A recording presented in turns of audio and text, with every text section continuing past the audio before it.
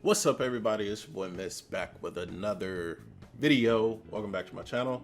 And for those who don't know, I was in the military, like 2-something years, whatever. And we are gonna talk about Afghanistan. And this whole video might just be a mistake, but it's mine to make. Anyways, so the reason why I'm making this video is because everybody's giving their opinions and stuff like that. And regardless of your opinions of like who the president is, all that, I'm keeping this strictly about the military. We're not going to talk about I'm not going to talk about politics. If you decide to bring up politics, you know, whatever, that's your discretion. I know people are heavily on one side or the other. I don't care. I just stick to the facts, and we're going to stick to what's going on right now in Afghanistan. Also, this is secondhand news because I am getting it from Philip DeFranco, who is like a liberal media, whatever people call him, whatever. I like Phil, even though he makes mistakes. He's human. Everyone makes mistakes, whatever. I fuck with Phil personally. I fuck with Abba and Preach. So I saw the recent video about Philip DeFranco. You know, it is what it is. But we're gonna strictly stick to the facts. I'm gonna give my opinion, my commentary. Also, hindsight is 2020. I would not love to be the commander that's down there in Afghanistan trying to figure out this whole thing. But I'm gonna go through it, break it down, and try and explain some stuff. And let's get into it. And then, of course, the final thing today is Afghanistan. The country has now fallen, and to describe this as anything other than an unmitigated disaster, I don't know how you do that. So just jumping straight into it, the Taliban have managed to retake Afghanistan within essentially a week after capturing Kabul on Sunday. Its leadership posing for interviews from the presidential palace. So the Taliban were in hiding. We went and invaded Iraq, Afghanistan, and we forced the Taliban into hiding. The Taliban has been hiding ever since. You know, everybody thought it was all good. We trained up their soldiers. A lot of people, a lot of soldiers when I was there, and they talked about how they were with the Afghans, pretty much said they were a bunch of idiots. And I mean, regardless if that hurts your feelings or whatnot, look, they did lose their country in 2 weeks. Just saying, we had these guys literally in caves for a couple years. They had spies, of course. And of course, there's no way it was just, you know, soldiers like this. The Taliban is everywhere in that country. Everywhere. They were writing down people's names. They were writing down people's families. The Taliban are evil, okay? And the Taliban, essentially, they're not geniuses, right? But there's always a couple masterminds in the Taliban that have given out these orders. And the soldiers do exactly what they say or they die. So they make sure they get their job done efficiently, or that's it. It's not like the U.S. Army. Hey, man, fucking fix yourself up, blah, blah, blah. But if you want to be a shithead, we'll just replace you with another high schooler. There's always a replacement. In the Taliban, they make their replacement. They force everybody that they can to join, or they indoctrinate people into joining. It's tough, man. And they don't just raise soldiers, they raise spies to watch everybody. So the people that work in the DFAC, well, back when we were in Afghanistan, the people that work in the DFAC, they could have been spies for Afghanistan. Like, or for the Taliban, sorry, not for Afghanistan. So the people that were working with the president of Afghanistan could have been spies for the Taliban, you know, always just writing down. So people were always in fear. Okay, we were there to defend the people, but we were there for our own personal reasons. But the people took it as, hey, we're here to defend them.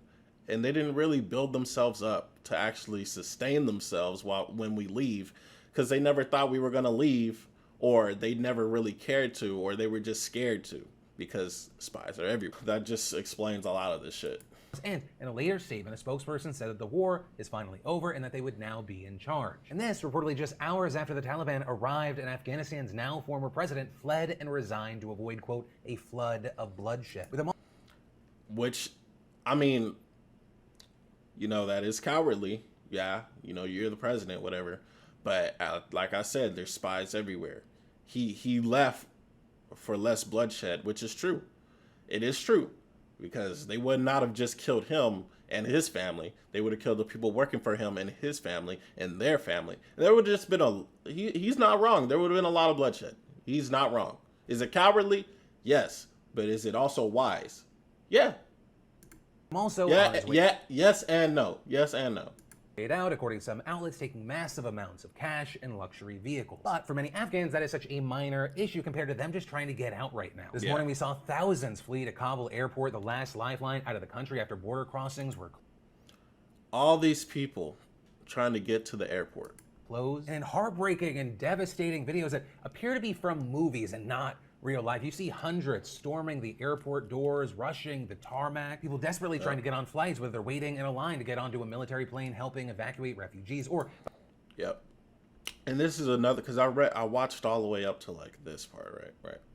By trying to force their way onto a plane, or in the most desperate and tragic of cases, holding on while the plane takes off. Also, on that note, as of recording, there are reports of at least 7 deaths at the airport, most likely from stampeding, people falling off of planes, or possibly even gunfire from either Taliban or security forces. But reportedly, despite the scenes of chaos at the airport, American forces are currently in charge there and trying to get some semblance of order. 3,000 troops were sent back to Afghanistan last week to help evacuate its 10,000 and this is why I wanted to make the video. Staff, and they sent back troops to get the civilians out of this situation, right? Hindsight is always 20/20, right?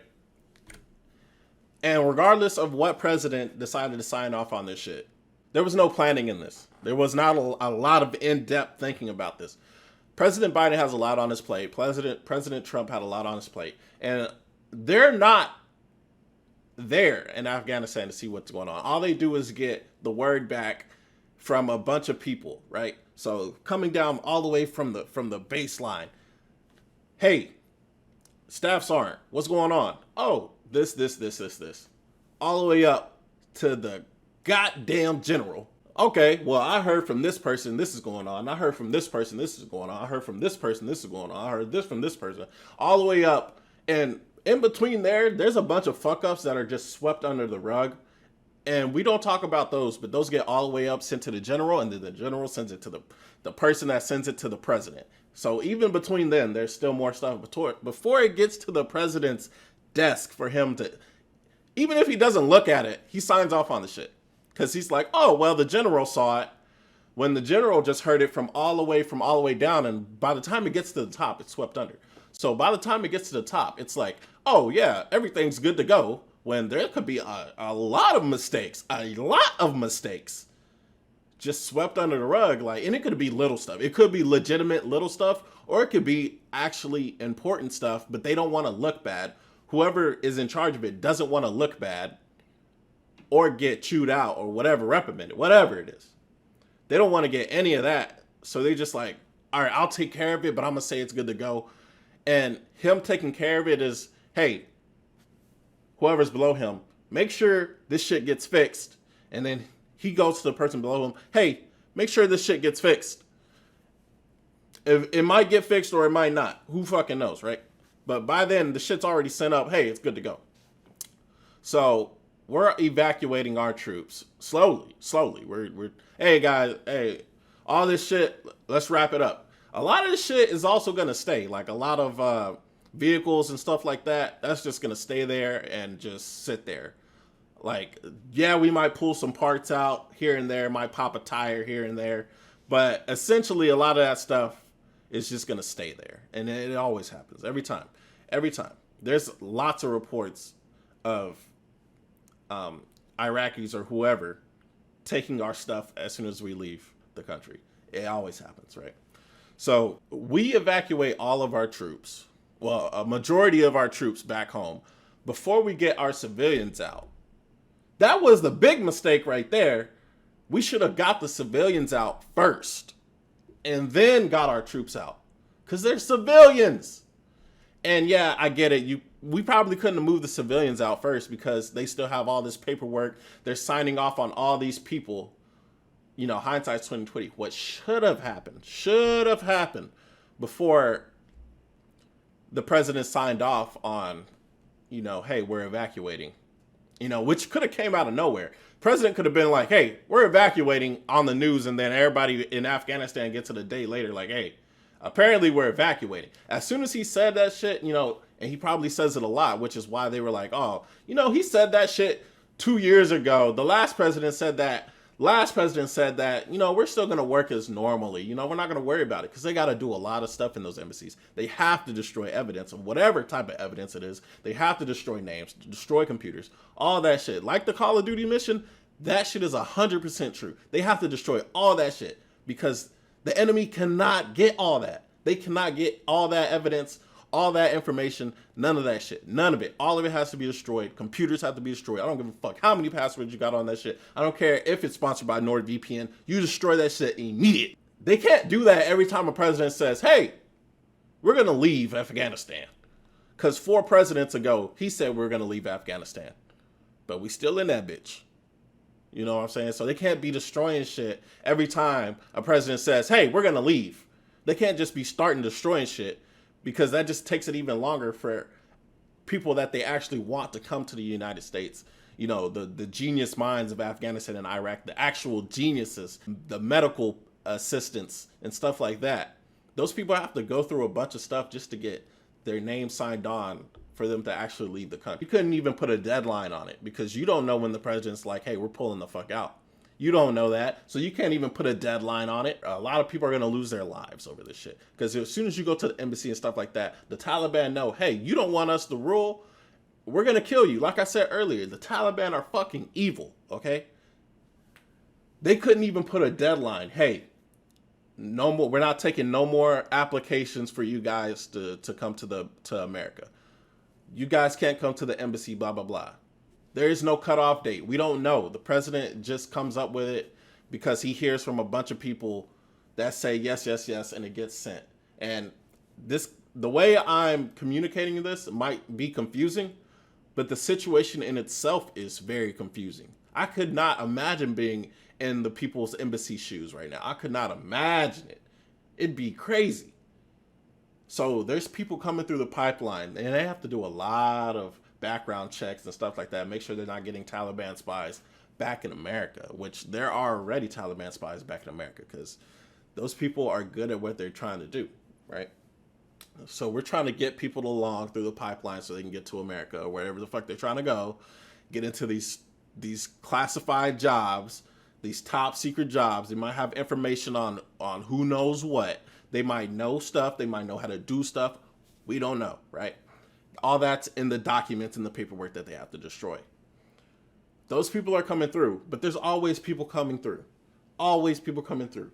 And, hey, the president said we're leaving Afghanistan. Yeah, they said that shit last year. They said that shit the year before. Keep it going. Keep it going. Come on, let's get these people through. These people are important. Blah, blah, blah, blah, blah. Hey, the president said we're leaving tomorrow. What? Stop this shit right now. And as you see, they just stop immediately. They check what's going on. Oh shit, this is legit. People are leaving. The soldiers are leaving. The rest of you guys, we got to get you guys through this shit as fast as possible. Stop. And this is just days. This is like probably a year-long process to get these people through. And they're trying to hurry the fuck up the rest of these people in a couple days. What takes normally a year, they're trying to rush these people through. So they might be rushing through Taliban spies, but what's worse, having 3 Taliban spies go through, or these people that are good with fucking uranium and medical shit? Look, man, we'll figure out the Taliban spies later. Let's get these important people through. Let's get them through. Like, only the people at the very end of their processing could probably get through to get on these fucking planes that they're showing. People are trying to, and then now normal civilians are trying to get on the planes. They might have faked their documents. You don't fucking know. I cannot imagine being the commander down there. Like, a lot of people are like, oh man, just let them all in. No, it's not possible. This is the exact reason why we were training these Afghan soldiers. We were training these people for this eventual day that we leave. And they folded in 2 weeks. That's why a lot of veterans, a lot of people that lost their brothers, their sisters, their families, lost limbs, mental health, all this shit. That's why they're posting on Facebook and stuff like that. Man, I did all this for no reason. That I could understand why they feel that fucking way. Could you imagine losing your best friend and losing your arm in an explosive, in an IED. Nobody was there. You guys were just doing your normal procedure. Then boom, you fucking lost your arm. And now you're sent back. And now you're just like, what the fuck? Like, it would happen so fast. And this shit goes through your mind every fucking night. Every fucking night. Just to see, hey, we're leaving out. Leaving? Okay, fine. That's understandable. I wouldn't want anybody else to go through what I went through. Okay, we're leaving. We're leaving. Oh, the Taliban took the country back in 2 fucking weeks. Let's continue this. Over the next few days, it is expected that over 6,000 more will arrive. Although, understand, this is a developing situation. Just as we were recording this, it's also being reported that the U.S. has now halted evacuation flights. This because reportedly things are too chaotic and too dangerous. I mean, kind of just a thing to understand with this situation, just with how genuinely crazy it is. There's a lot of information that's coming out that can also be contradictory. Now, with that said, as of right now, reportedly the Taliban has not made any serious efforts to interfere with the evacuations, although... That's because they know as soon as the Americans leave, then they can get them. All the people that they see trying to escape, as soon as the Americans leave, then we can get them. Because if we try and take on the soldiers, yeah, we might kill the soldiers. Hell, we might stop all of them from leaving. We might blow up all the flights, stop all of them from leaving. And then guess what's going to happen? We're going to roll our asses right back out there. All this effort it took for us to leave, all this taxpayer money we took trying to leave, fuck all that shit. Hey, R&R, hey, you guys are coming back.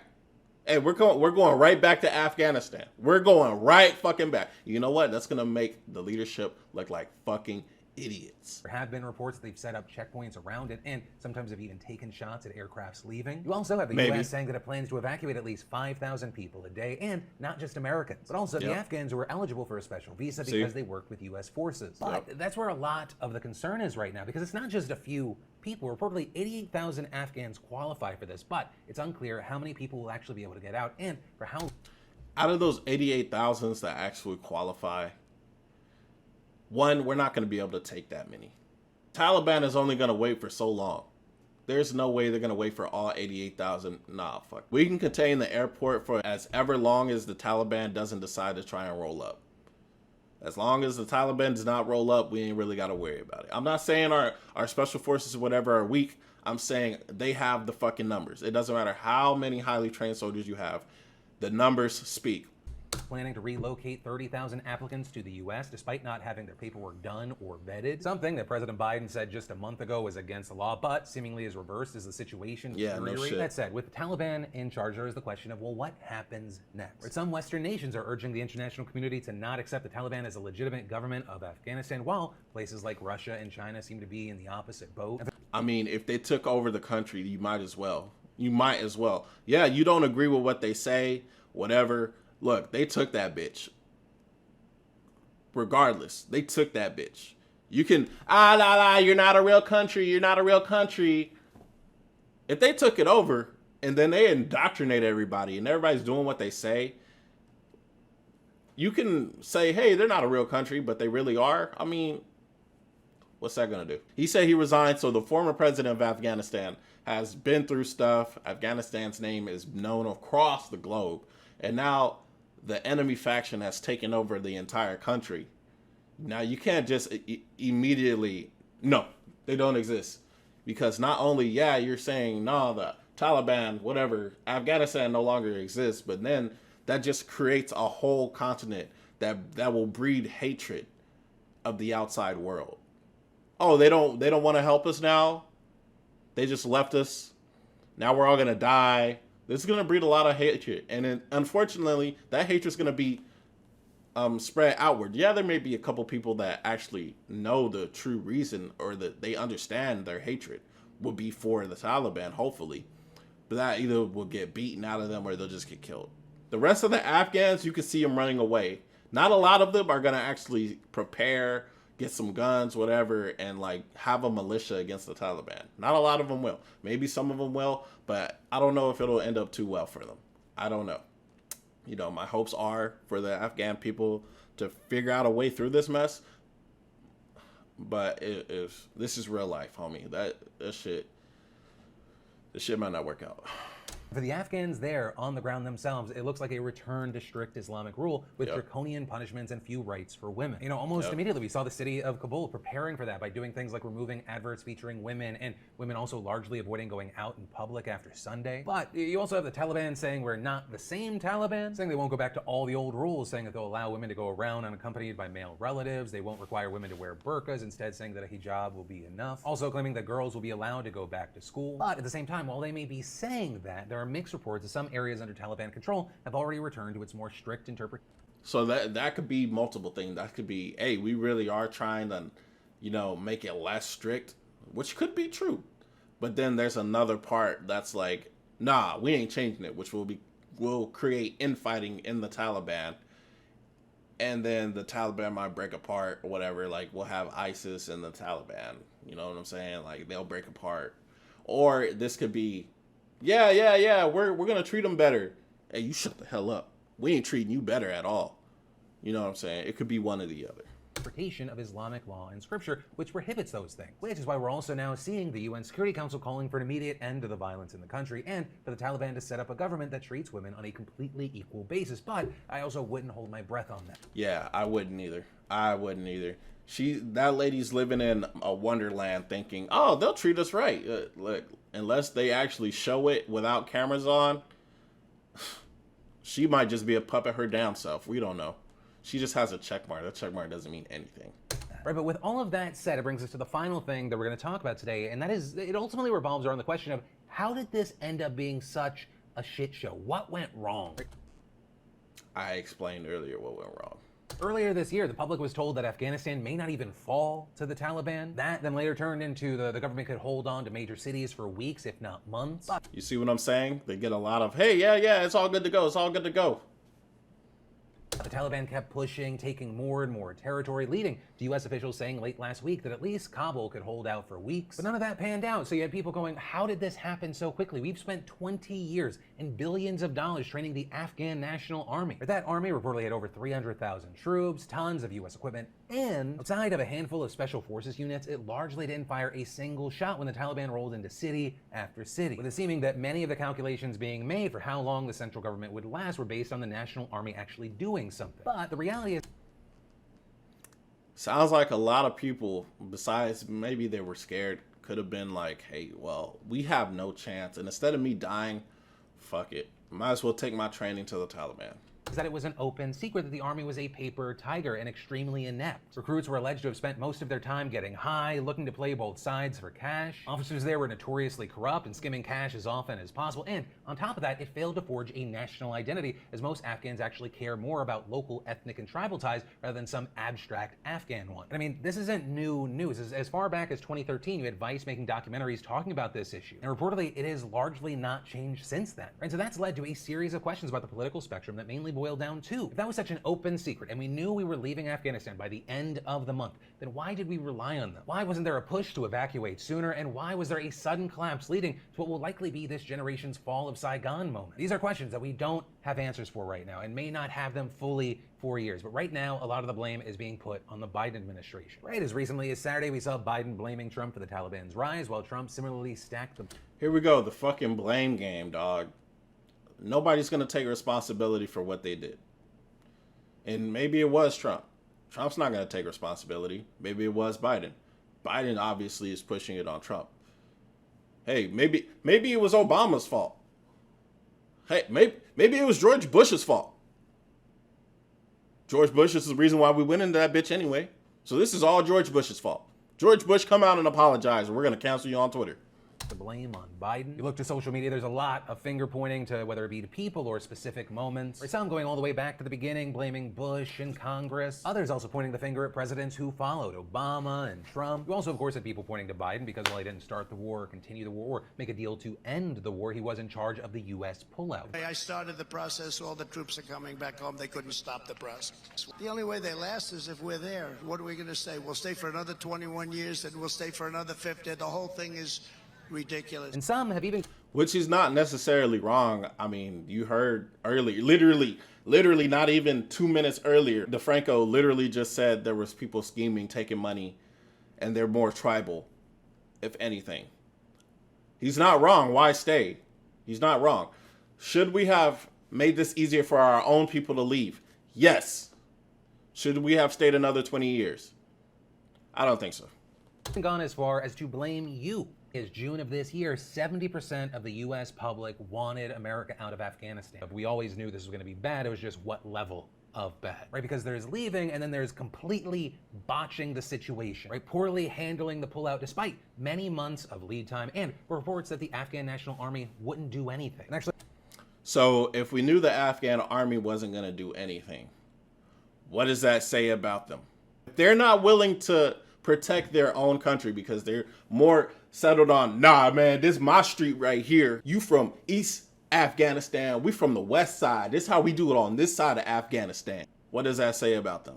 Biden saying that the war in Afghanistan was never supposed to be about nation building, never supposed to be about making a democracy. It was about preventing an attack on the homeland. Saying that he inherited Trump's deal and he had to follow that agreement. Exactly. We were there to get revenge on Osama bin Laden. Let's call it what it is. Yeah, we could have also been there to get oil too. Two birds, one stone. We should have left back when we killed Osama bin Laden. After we killed him, collapsed the Taliban, as soon as they started moving in the caves, we should have been moving our people out. There's something else. There's another reason why we're staying in Afghanistan. There's another reason. I don't know what it is. They're burning the documents now. There's a reason why we stayed.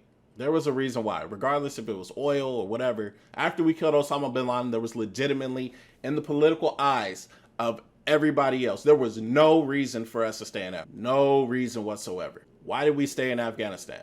Or escalate the situation, saying that there was never going to be a good time to withdraw U.S. forces, but also saying it did unfold quicker than anticipated. Saying the Afghan political leaders, they gave up, the military collapsed without even trying to fight, that Americans should not fight in a war that Afghan forces are not willing to fight themselves, and that the U.S. can still carry out counter-terror operations around the world without constant troop presence, and warning that if the Taliban attack U.S. personnel or those who helped us, the U.S. response will be swift and forceful. But yeah, ultimately with this story, I do want to pass the question off to you. What are your thoughts right now with everything?